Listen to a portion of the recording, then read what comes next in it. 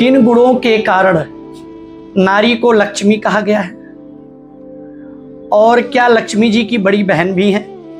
और लक्ष्मी जी की अगर बड़ी बहन है तो उनका नाम क्या है। आइए सब बातें जानते हैं। पुराणों में कथा के अनुसार जब समुद्र मंथन हुआ, समुद्र मंथन से लक्ष्मी जी निकली और लक्ष्मी जी का पाणी ग्रहण जब भगवान विष्णु के साथ प्रारंभ हुआ,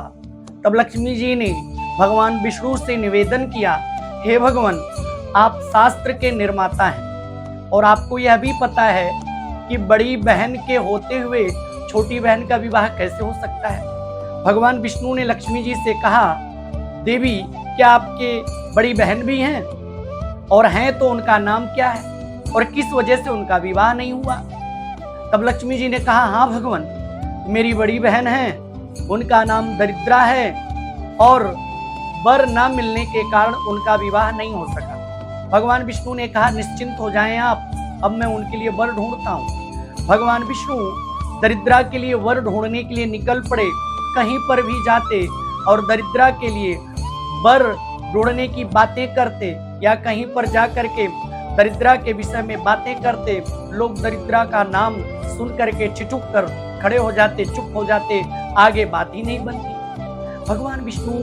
घूमते रहे, भ्रमण करते रहे, दरिद्रा के लिए वर ढूंढते रहे, लेकिन कोई विवाह करने के लिए तैयार नहीं हुआ। अंततोगत्वा भगवान विष्णु उद्दालक मुनि के पास गए, उद्दालक मुनि से निवेदन किया, अनुनय विनय किया, हे भगवान, हे प्रभु, हे ऋषिवर, आप परोपकार के ही भावना से सही आप दरिद्रा के साथ विवाह कर लीजिए। उद्दालक मुनि जी तैयार हो गए और दरिद्रा का विवाह उद्दालक मुनि के साथ हो गया। और उद्दालक मुनि दरिद्रा को लेकर के जब आश्रम की ओर चले, आश्रम के पास पहुंचे, आश्रम में यज्ञ के धुएं की गंध को जब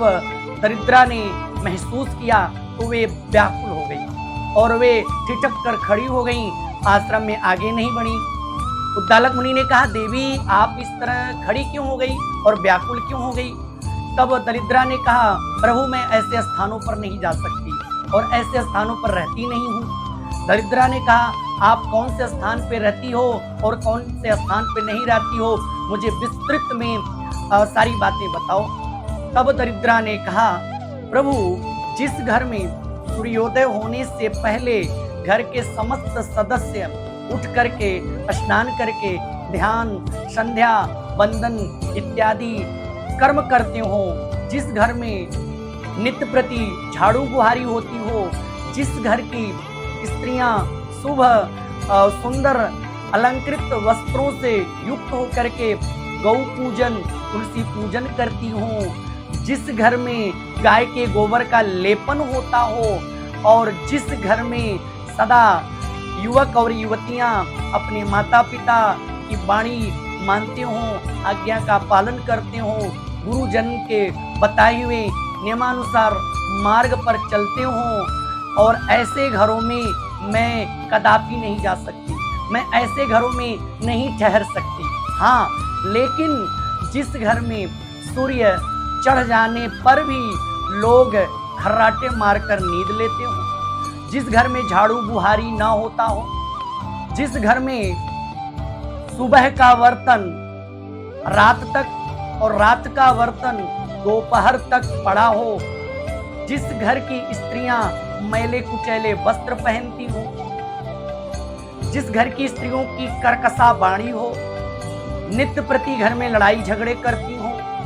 जिस घर के युवक और युवतियां अपने माता पिता का अपमान करते हो, गुरुजनों का अपमान करते हो, जिस घर में अधिकतर ज्यादा काकरोच हो, मक्खियां भिन बनाती हो, जिस घर में साफ सफाई ना होती हो, जिस घर में गाय के गोबर का लेपन ना होता हो, ऐसे घरों में मैं सुखपूर्वक रहती हूँ। ऐसा कह करके दरिद्रा उद्दालक मुनि से पीछा छुड़ा करके वापस चली गई अपने स्थान पर। इसलिए आप लोगों से मैं निवेदन करता हूँ कि जहाँ सफाई होती है, जहाँ लोग भगवान का पूजा पाठ करते हैं, जहाँ सद्मार्ग पे लोग चलते हैं, ऐसे घरों में लक्ष्मी का वास होता है। जय जय श्री राधे, जय जय श्री कृष्ण।